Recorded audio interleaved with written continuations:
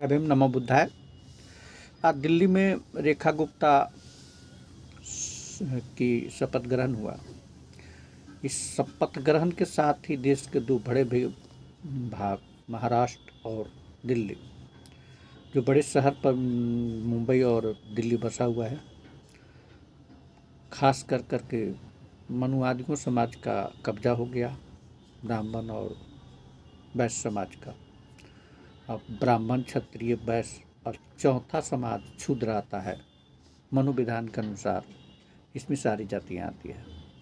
ब्राह्मण हो ही गया, वैश्य हो गया, क्षत्रिय यानी राजपूत, और लास्ट समाज जो है वो सिर्फ के सिर्फ शूद्र होता है, जिसमें सभी जातियाँ आती हैं।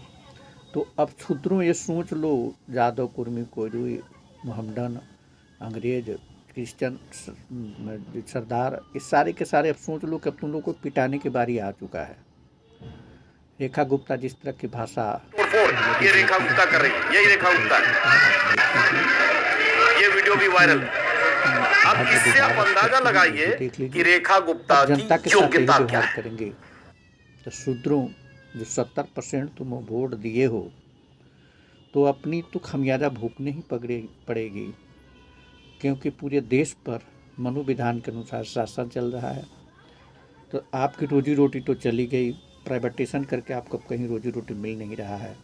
हर जगह इनके पास इतनी ही है रिक्रूटमेंट, जिससे ब्राह्मण, क्षत्रिय और वैश्य समाज का ही रोजी रोटी काफ़ी है। उसी में ये लोग चपरासी, खलासी से लेकर चीफ जस्टिस तक बन रहे हैं, और आपका कहीं भी रोजगार नहीं, यानी आपको अब रहने के लिए भी लायक नहीं। विदेश में भी आप किसी तरह जाते थे कमाने, वहाँ भी रोक दी गई।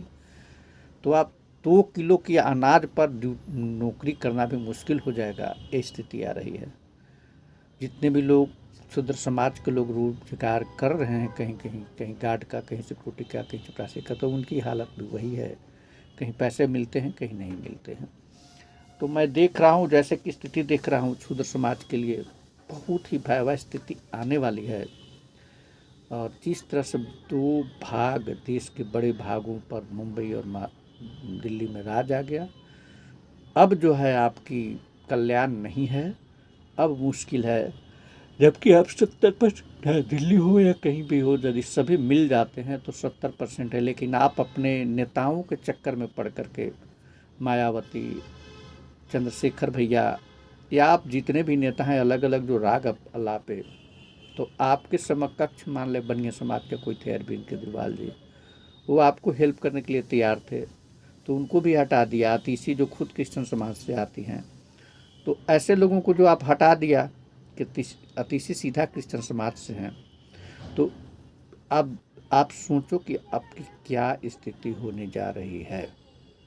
तो इन्हीं शब्दों के साथ अब मैं वक्तव्य समाप्त करता हूँ। विजेंद्र गुप्ता भी लग रहा है कि यहाँ का जो स्पीकर होंगे तो वो भी वही हैं, वैश्य समाज, माने पूरे ब्राह्मण वैश्यों की कब्जा हो गई।